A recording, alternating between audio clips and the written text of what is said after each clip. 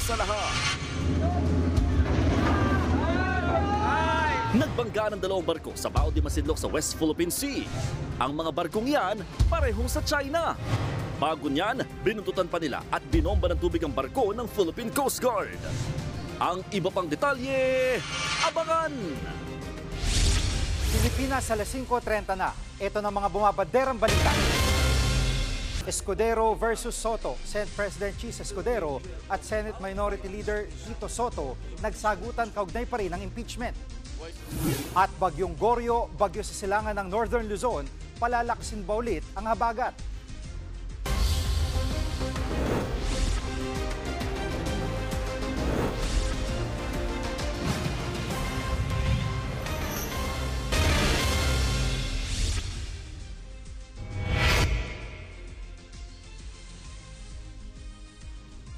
Kapapasok lang na balita, hinabol ng water cannon ng China ang dalawang barko ng BIFAR papuntang Bao de Masinloc sa West Philippine Sea. Binuntutan ng Chinese Coast Guard ang BRP Datu Sumkad at BRP Datu Bangkaya. Nangyari yan habang nagsasagwa ng maritime patrols ang BIFAR 60 nautical miles mula sa Bao de Masinloc. Pilit iniwasan ng ating barko ang water cannon ng China hanggang sa magdesisyon ng crew na lumayo muna. Abangan ang buong detalye ng balitang yan mamaya sa Frontline Pilipinas. Sa gitna ng pagsisiyasat sa mga flood control project, personal na sinilip ni Pangulong Marcos ang isang proyekto sa Marikina. Nangunguna sa balita si Gerard de la Peña.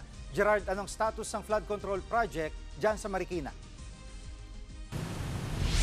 Jiggy, mula dito sa kinatatayuan ko, dito sa mismong gilid ng Marikina River, may mga nakikita tayo mga backhoe, mga traktora, mga heavy equipment na ginagamit para sa dredging o yung paghuhukay para mapalalim ang ilog dito sa Marikina. At phase 4 na raw ito ng Pasig Marikina River Channel Improvement Project na nasimula noong pang 2021. At bahagi rin ng proyektong ito yung pagpapagawa nitong mismong tabing ilog para nga mapalaparan itong ilog.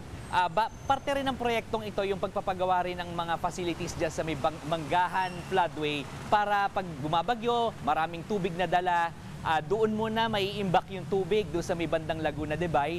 At kapag medyo mababa na yung level ng tubig sa Manila Bay, tsaka ito papakawalan para hindi nga masyadong magbaha dito sa Marikina at dyan sa bandang Pasig River. Aabutin pa nga lang daw ng 2031 itong proyektong ito. Ang sabi naman ng mga nandito sa lokal na pamahalaan ng Marikina, bagamat itong mga proyektong ito, itong dredging at pagpapalapad ng ilog, nakatulong sa kanila ditong mga nakaraang bagyo at habagat, marami pang kailangan gawin. Kailangan daw ng mas long-term na solution dahil dredging masyadong magastos at kailangan itong gawin taon-taon. So para hindi na kailangan gawin yan, kailangan daw magsagawa pa ng mga water catchment facilities o yung parang dam. Ngayon may nakita ng mga lugar dyan sa bandang Rodriguez, sa Rizal at sa Antipolo rin kung saan ito pwedeng itayo. Ang sabi naman ng DPWH, gumagawa sila ng feasibility study ngayon kung saan nga ba eksakto ito dapat ilagay at kung paano popondohan itong proyektong ito.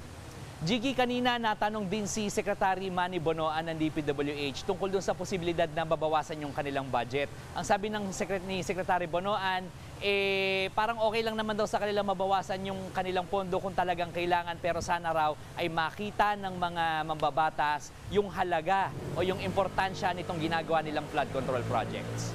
Balik sa inyo, Jiggy. Yan ang ulat ni Gerard de la Peña mula sa Marikina City. Posible pang lumakas ang Bagyong Goryo sa loob ng 12 oras, pero may epekto kaya ito sa bansa? Nangunguna sa balita si News 5 weather frontliner Alvin Pura. Alvin, nasa na ba ang Bagyong Goryo at posible ba itong maglandfall sa bansa? Yes, Jiggy, itong ang Bagyong Goryo ay huling namataan ng pag-asa sa lying around 1,060 kilometers east ng extreme northern Luzon. Nandito pa po yan sa dagat at medyo malayo pa sa anumang bahagi ng ating bansa. At kung mapapansin nyo, ito po ang gitna niyan, nakababa po yung kanyang mga bulto ng kaulapan. Dahil yan doon sa tinatawag nating vertical wind shear o yung hangin sa itaas na bahagi ng ating atmosphere na tumatama sa bagyo. Yun po ang nagpapasubsob dito sa Bagyong Goryo at yun din ang naghihinder o pumipigil sa kanyang paglakas. Pero meron pa tayong inaasahang paglakas dyan habang kumikilos po yan, papalapit dito sa may area ng Northern Taiwan. Sa ngayon, sumusubsob po yan sa bilis na 20 kilometers per hour. Pero yan din po ay kakabig paitaas, patungo nga dito sa itaas na bahagi ng Northern Taiwan. Sa ngayon, wala po tayong inaasahang landfall scenario o pagtama niyan sa lupa sa anumang bahagi ng ating bansa. At sa kasalukuyan, wala po yan direktang epekto sa ating bansa. Jiggy? At kailan mo ito nakikita na lalabas ng ating PAR? Pinakamalapit itong bagyong Goryo sa ating kalupaan dyan sa extreme northern Luzon, maaaring bukas hanggang sa darating na Wednesday at posibleng sa Wednesday ng hapon hanggang gabi, yan po ay makalabas na ng ating Philippine Area of Responsibility banda dito sa kanto ng ating Philippine Area of Responsibility sa may area ng Taiwan. Pero pag sumabit na po yan sa may Taiwan, meron tayong nakikitang paghina niyan dahil sa interaksyon niyan sa mga kabundukan yan sa may area ng Taiwan. Yes, Jiggy? Maraming salamat, News 5 Weather Frontliner Alvin Pura. Susunod, pang-ara sa barko ng Pilipinas nawi sa banggaan ng 2 barko ng China. At konduktor nahati ang katawan matapos masagasaan. Diyan lang kayo mga kapatid, dapat una sa lahat.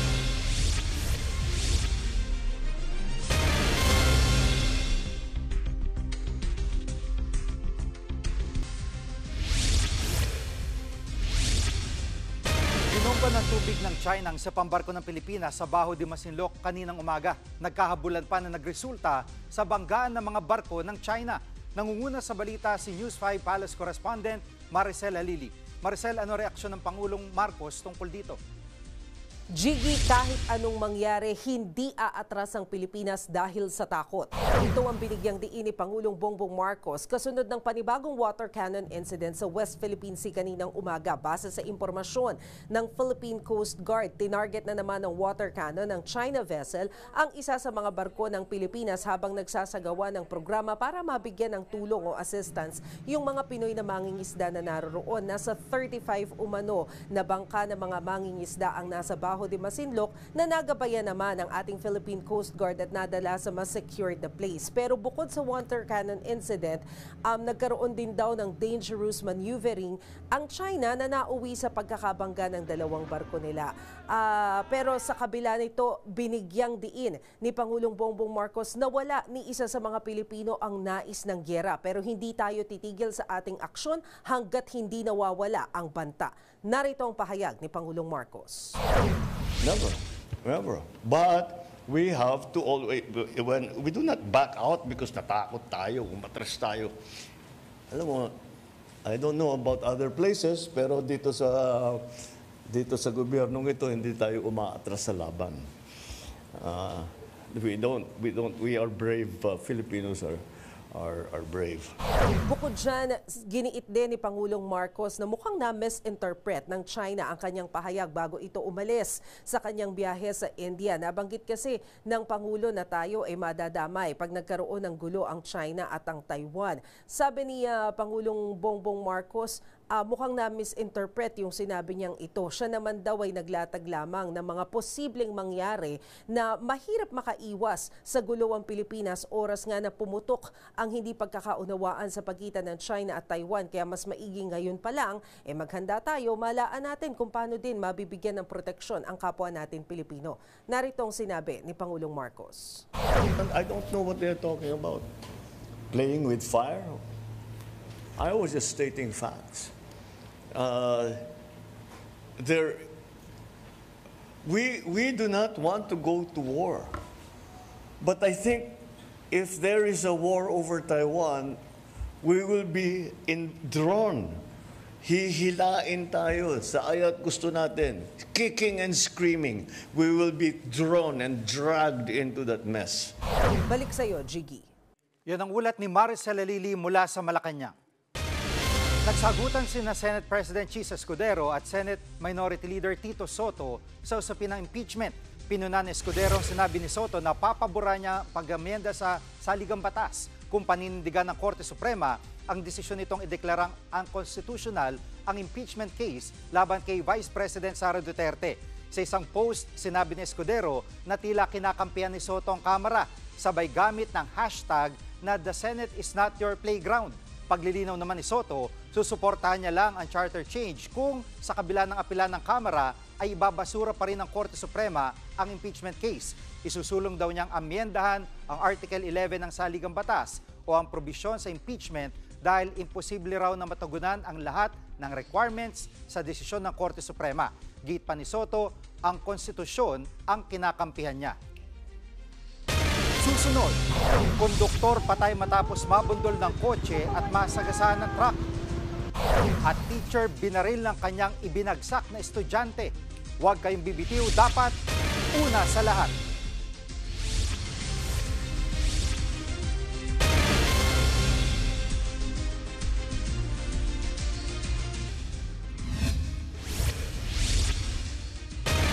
Bukas si Pangulong Marcos na tanggapin ang tulong ng negosyante si Ramon Ang para solusyonan ang problema sa baha sa Metro Manila. Ayon sa Pangulo, nakausap niya si Ang tungkol dito noon. Lagi naman daw katuwang ng pamahalaan ng pribado sektor. Nitong nakarang linggo, nag-alok ng tulong si Ang sa gobyerno para solusyonan ang pagbaha. Kabilang dyan ang pagpapatayo ng drainage systems at pagsasagawa ng clearing operations ng libre. We've seen his projects. Maganda naman ang mga nagiging resulta. He's able to bring it in on time. And, you know, the man is an engineer. So I'm sure he has pinag-aralan niya na mabuti yan. There is still another side to his proposals. The LGUs have to take care of the garbage problem. It simply doesn't work until we have a solution to the garbage problem.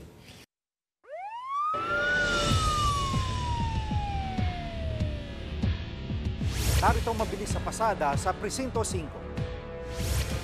Nahati ang katawan ng isang konduktor matapos mabundol ng kotse at masagasaan ng kasunod na dump truck sa General Trias, Cavite. Base sa investigasyon, nakainom ang unang driver na nakabundol sa biktima. Agad namang natakip ang sospek at patuloy na iniimbestigahan ang insidente. Sa pool sa CCTV ang panloloob sa isang restaurant sa Rodriguez, Rizal. Base sa investigasyon, tinangay ng sospek ang cash box, tablet, pati mga plato at pagkain na 20,000 pesos ang kabuuang halaga. Pinaghahanap na ngayon ng sospek. Dead on the spot ang isang guro matapos barilin ng kanyang estudyante sa Lanao del Sur. Naglalakad ang biktima papuntang paaralan nang malapit ang barilin ng sospek na sakay umano ng motorsiklo. Ayon sa investigasyon, dinamdam ng estudyante ang pagbagsak sa kanya ng biktima. Hawak na ng mga pulis ang sospek. Hinold up ng riding in tandem ang 33 anyos na kolektor ng pautang sa isang tindahan sa Mandaue, Cebu. Base sa investigasyon, kararating lang ng biktima sa tindahan kung saan siya maniningil. Nang biglang dumating ang dalawang salarin na nagdeklara ng hold-up. Mahigit 50,000 pesos ang natangay sa biktima. Patuloy na tinutugi sa mga hold-upper. Gary De Leon, News 5. Mga bumabanderang headlines, alam mo na, dapat una sa lahat. Abangan niyo ulit kami bukas dito sa TV5, 1PH, RPTV, True TV at 105.9 True FM.